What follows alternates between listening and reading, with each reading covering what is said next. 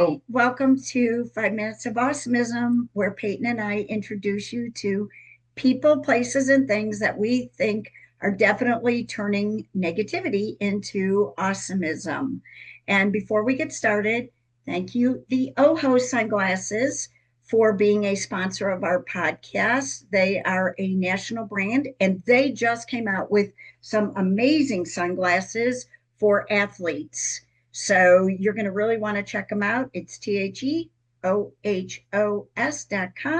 Use the code Awesomism and you will get 20% off your order. So thank you so much. And thank you, Brandon Hadi, for always letting us use your music for our podcasts and our videos. We love your music. You are definitely my favorite country music artist. So, and today we have someone who is really cool. How we got him is my husband is semi-retired. Peyton's dad is semi-retired, and he does Uber. And he picked up this gentleman, and he came home and said, "Man, I had the best ride. This guy is so interesting. I really like him. You need to follow him on X." Blah blah blah. He talked about it for like 20 minutes. I was like, okay, okay. So I looked into it, and I've been kind of researching and following him, and he's just an amazing human. Like, I love the stuff he does. So I asked him, "Would you come on our podcast?" And he said yes, and we were super excited about it. So this is David Noble, and I'll let him tell you about what he does and who he is, but he's really pretty amazing. Well, thank you, and it's great to meet you and Peyton, and been looking forward to this. Yeah, I had a great conversation with Mark for sure, and he was real excited, thinking he was picking up David Portnoy, and he got me instead. So I feel a little bad about disappointing him. So, you know, I think. The best way to introduce myself is my ADD or ADHD or whatever it may be is fully represented in ask me what my job is, right? Like, I don't know. I am a I am an advisor to the provost of Stony Brook University on entrepreneurship and experiential education. I have licensed my life's work to a company called Convexity Venture Partners, and now we're looking at taking that and making that something bigger. I've started a production company with a great guy by the name of Russ McCarroll.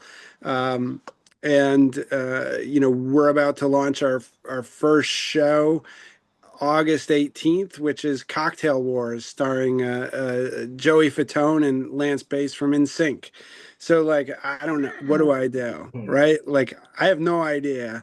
But one of the things, uh, you know, I've done in my career is try to find places where I can cause impact and try to make the world a little bit better. And one day, someone called me, or I called them, and I said, "I'm looking for an idea, something like I want to raise money. I want to be the best at this. I want to change the world and everything I do, but like we got an opportunity here." And he said, "I think you should look at neurodivergence." And I said, "Well, what's that?"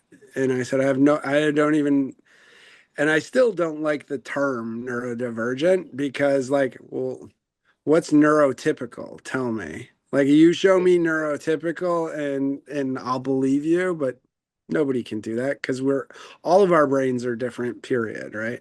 And so, but I got involved in this mission to create an interesting aspect of life, which is getting a job. So there's a lot of support for different individuals, different strengths, different approaches in the education side for people with ADHD, for people with different forms of autism, et cetera.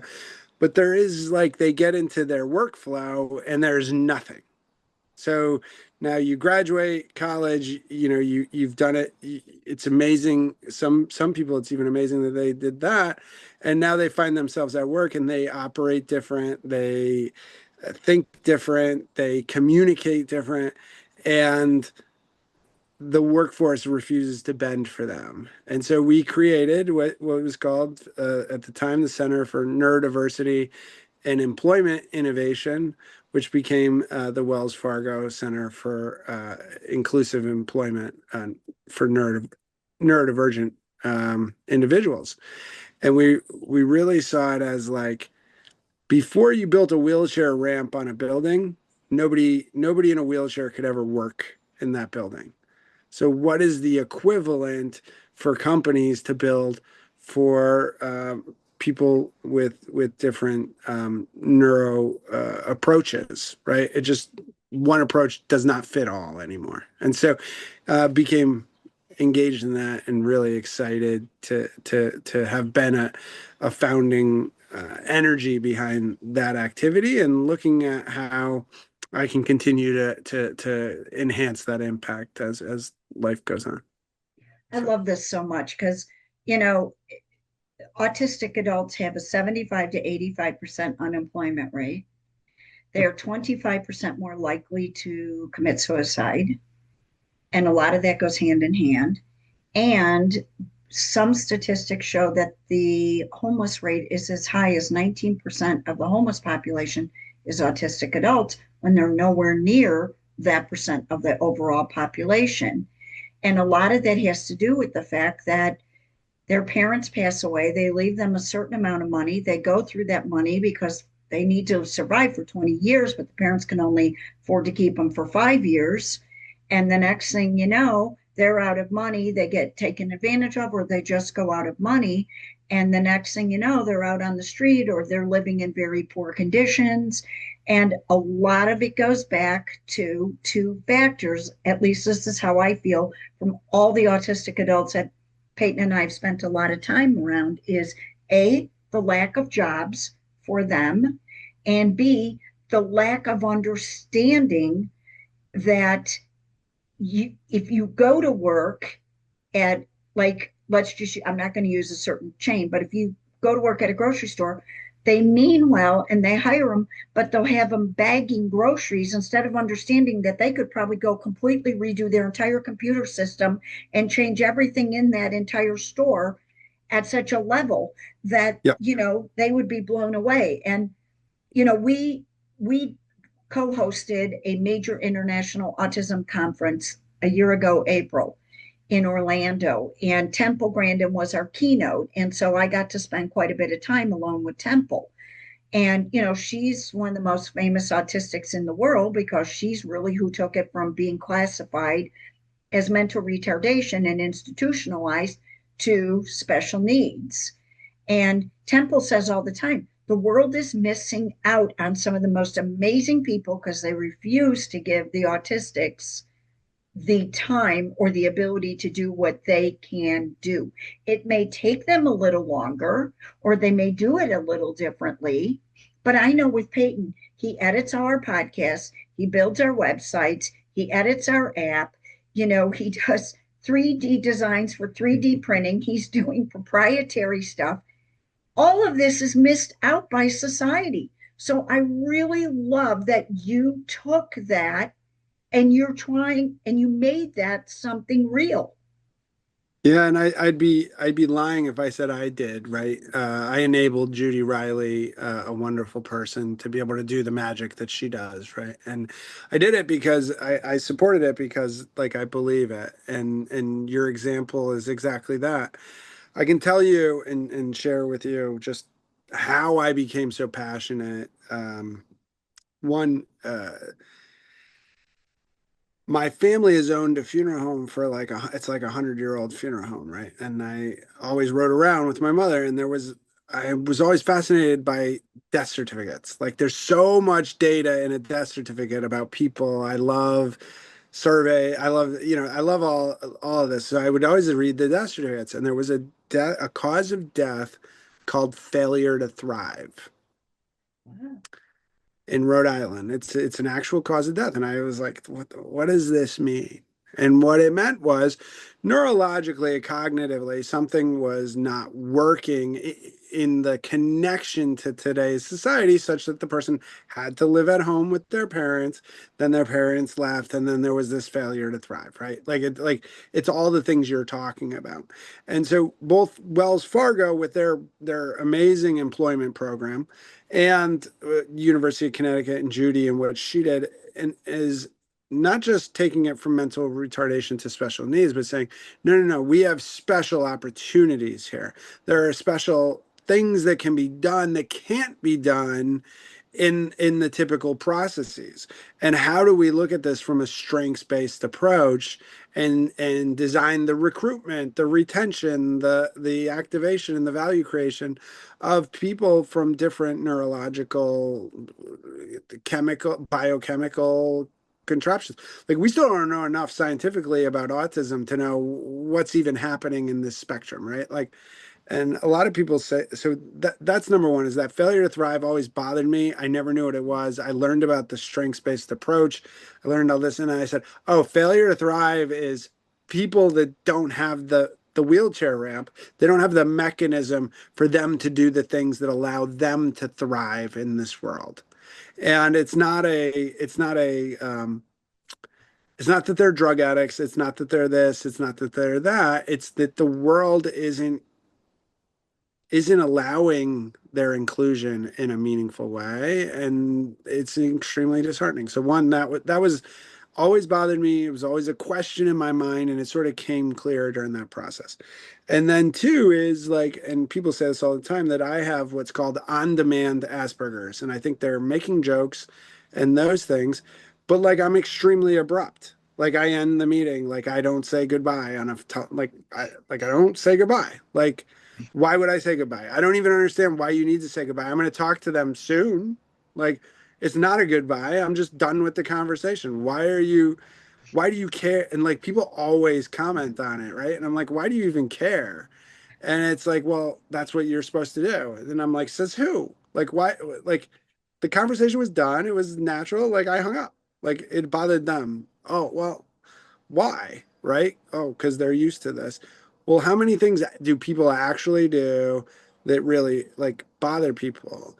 And like, it's like, why do they bother them? And it's like, it's not even necessarily autism. Like, there's a spectrum of behaviors, right? Mhm. Like, think about it with a more nuanced approach. And that was the other piece, was like, I don't have autism. I've never been diagnosed with autism. I clearly have ADD if you're around me for 10 minutes. I think differently. I move at a different speed, and it's much faster. And that's the other piece. It's not just that autistic people might move slower. They might move 5 times faster than you.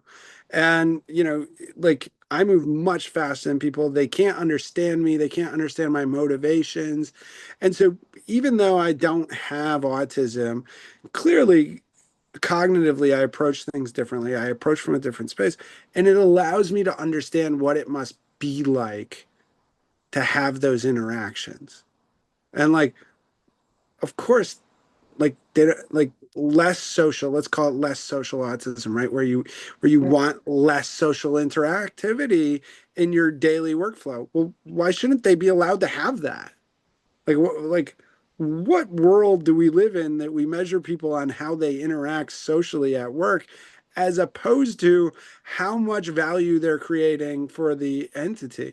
And I think, or what we found in the research was organizations that figure out ways to allow the acceleration of people with different cognitive components and strengths, thrive in different ways. And just like you said, whether it's quant funds, there's whole hedge funds on Wall Street that are just quant driven with rows of autistic people working there, versus like, just like, I can't sit down for 2 hours. Are you kidding me? Let alone 8. How could I have a job where I was expected to sit at a desk for 8 hours? Like, I'm already anxious just being here on the Zoom with us in these boxes, right? Like, all right, so I hear it, I understand it. It's a spectrum of behaviors. It's not, to me, it's not even a medical thing. It's like, it's just life. People are different. And if we would have always thought about it that way, we would know that great people and failures alike have been autistic for 5,000 years. I completely agree. I completely agree. Yeah, that is very I just, frustrating to me when people make the comment, oh, well, it's new. I'm like, no, it's not. yeah. So there's nothing new about it. What's new about it is exactly what you said, is we realize that Peyton has an incredible gift, and like, now how do we enable him to spend his core economic productivity accessing that gift? And like, that's a different approach, instead of saying, well, just he's not worth anything to us because we don't know what's going on. And it's like everyone had a weird uncle. It's like, oh, and bipolar is brand new too, right? Because now we Right. have a word for it. Like, everyone had that weird uncle that lived above a closet somewhere and like was crazy, like was Mhm. legitimately crazy. Like, my family had one, my in-law family had one. Like, of course you did. Mental health and heart disease are in every part and parcel of every family in America, and so are neurodivergent conditions. Like, that's just what it is, right? And so whether it's OCD, whether it's ADHD, whether it's, that's part of life. It's not something to run from. It's not, it's not something to hide from. It's just, that's part of life. And I think our willingness to engage in that conversation is new. Yes, I completely agree That's, with you. Yes. Mozart had like something with some, Mozart may not have been autistic, but he had autism, right? Like, there Right. was something like, you don't get that level of greatness by being neurotypical. It doesn't exist. No, That's my I thing. completely agree. I completely agree with you. And I've really seen this because we've been doing this for so long. And, I mean, the name of our company is Team Awesomism because I've always told Peyton he has awesomism, not autism, because God made him the awesome one and the rest of us get stuck being the same. But I mean, I think that's so true. So many of the autistic adults that we work with on a daily basis or even are in and out of Team Awesomism, they each have such amazingness to them. And I think so often I want to say to people, look, you're missing out on something so amazing by shutting this off. I mean, and you're right. Peyton is not somebody that could sit at a desk for 8 hours a day. He just couldn't because he also enjoys, like in his office, I'll come in the office and he'll be working on something. And then 30 minutes later is working on something completely different because he didn't want to do that anymore. If he worked in an office, he may not be able to do that.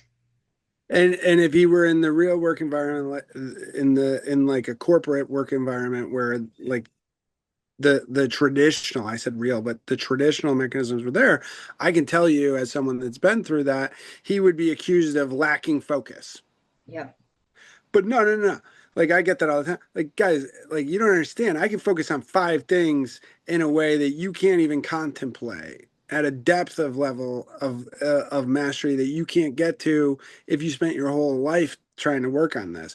So like, it's just like, come on. Like, the world is different. We know enough about the world. Like, we're talking about economic productivity. We don't have the wherewithal to give up 1 ounce of economic productivity if you want to succeed in the coming world. And so, like, figure out how to access that.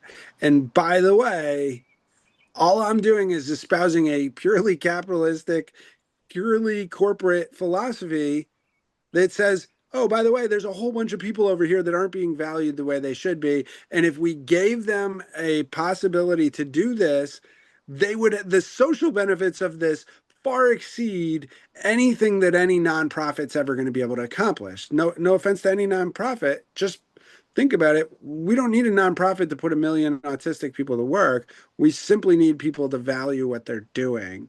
And I think that's where like universities could go.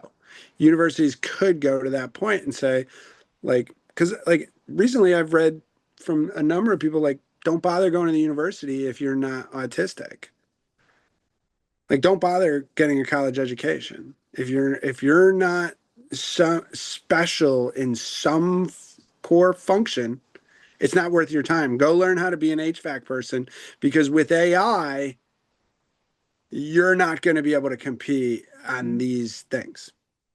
And so, like, Peyton's capabilities on across 4 different projects at one time are going to be enhanced massively in the next couple of years. It's simple. Once he starts to build systems and build on ramps in AI, he's going to be able to move more seamlessly across those projects, further enhancing the gap between him and anyone else that's working on stuff. And it's based on, again, we don't have to be smart and invent things. Like, this is science, right? Like, it's just, we know these are gifts, these are not disabilities. We know the nomenclature is wrong, and like, it is what it is. We can accept it, we cannot. It's the same as everything else. We know white and black people are just human. It's like, we're the same people. We're made from the same thing. We're the Yep. same thing. All the other things is nonsense created by the world to separate us. It's the same thing here, like different component of separation. So that's where I get really excited, is when I see people pushing the envelope of what's possible, speaking about this as truly as a gift, in your term, awesomism, and like, and I just get to like, this you've done nothing with your podcast that's rocket science. All you did is like look at your son and say, like, we could talk to people, and he can edit it, and like, maybe 10 people see it, maybe 100 people see it, maybe 1,000 people see it, but it doesn't even matter, because like, it's the one person that gets the message that needs it, to see a parent and a son working on something and treating it as a gift. The inspiration and the wrinkle and time and all of that stuff, just, it flows. I completely agree. And it also makes so much. We work with some autistics that have felt so down about themselves because other people tell them that's how they should feel. And they work with us and they're like, "Oh, you're doing this podcast," and we'll bring them on our podcast, and they feel so amazing after they get off that podcast because somebody took 20 minutes of time to interview them and tell them that what they had to say was important. I mean, we work with a young man who is not only mid-functioning autistic, but he's blind in one eye and deaf in one ear. And we actually bought him a home because he was basically homeless. And this gentleman does our pen pal program. He sends out handwritten cards to people that have been in the hospital or going through something, or just because, or birthday cards or whatever. And he comes to me all the time and he talks to me, and I'll always be like, "Miss Lynn," he's from Mississippi, "Miss Lynn, Miss Lynn." And he's always got these different things to tell me. And it's so wonderful. And he feels better about himself because at the end of the day, we told him he mattered. And we didn't just tell him he mattered. We put him on the podcast and we work with him in the pen pal program. So when he gets up in the morning, he knows he does matter. Yep. Amen. And that's, and what I think most of the world fails to realize is, we don't have to solve every problem. We just need to make the world a little bit better each day. And like, that's winning. Because if you don't do it, like, if we have to wait to help him to solve the entirety of the world, he's never getting helped. And like, I say it all the time, like, what can we do to make colleges better? Make parents better. I agree. I You got completely better agree. parents, colleges instantly. Like, if you don't like leftist ideology in your students' lives, like, they won't hear it if they had great parents. And if you don't like right wing nonsense, they won't hear it if they had great parents.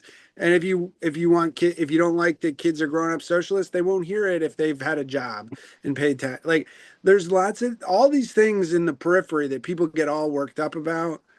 If we just paid attention to the kids and helped them become better people and showed them positive role models and then engaged them, that, like, I'm on an iPad right now, but like, how many times do you walk into a restaurant and you see 4 kids staring at an iPad at a dinner table? And it's like, well, I got to deal with that when they're 19, 20, right? Like, that's not going to be fun. Like, they're not going to. And so we had to actually build a program for the neurotypical entrepreneurship students, which was their first adult conversation because they're not even engaged. Like, so Right. if they're not like, what does the neurotypical have is that social, the social componentry that they have, that infrastructure is their natural advantage and they're avoiding it. And so, like, I think the idea that some people are more social than others could be just that. And like, and some people are radically more social than others, and some people are radically less. And like, it all rolls out. That's just not enough to be a disability, in my opinion. It's just not. And like, that means you're not looking hard enough for where the gifts are. And every one of these problems that we've dealt with, whether it's women in entrepreneurship or whatever it may be, it's always been nobody's wanted to do the work necessary to help one person. Because when you do the work necessary to help one person, you learn how to help everybody. And it's when you do that, the world changes. So this was awesome. Thank you for having me. No, thank you so much. Yeah, And thank you. I completely agree with you. You're exactly right. It starts, when I was growing up, my dad was an entrepreneur, and you're saying your family's business was around for 100 years. My family, my grandfather started a coal business on the south west side of Chicago. And then my dad and my uncles came home from the war and they turned it into ready mix. And it's now, depending on who you talk to, next year, the next year, it's going to be 100 years old. It's either the first or the second largest privately held ready mix business in the United States. Okay. I mean, we're all over the country. And one of the things my dad always told me was changing one person's life is what we're put on this earth to do. You don't have to always go out there and try to, people will be like, well, do you have 1,000 people that, you're help? And you're like, if we let that one person slip through the cracks, that person's life is just as valuable as the other people. So, maybe if 10 million people each helped one person, we'd have 20 million people who could then go turn it into 40, into 80. And that's how it works. I agree. And that's the approach Peyton and I have taken with Team Awesomism. It's not about the numbers, it's about the person. Well, I'm excited to get back to Ocala. I'm sure we'll be there in the fall when once the horses start coming back south, and it'll be great to connect in person. Absolutely. And thank you so much for coming on. We really appreciate this. And we really loved what you had to say. I think this is really important for people to hear. So thank you so much, Yeah. David. Thank you. Yeah, if people are out there suffering, like, find that one person that smiles at them and start there. That's Right. my best bit of advice. There's one person willing to smile, and that's where you start. That's where your time and energy needs to go, is to engaging in that positive light. Thank you. Thank you. Thank you. Bye, Bye-bye. Peyton. Great to Bye. meet you. Great Nice to to meet meet you too, you. sir. Bye-bye.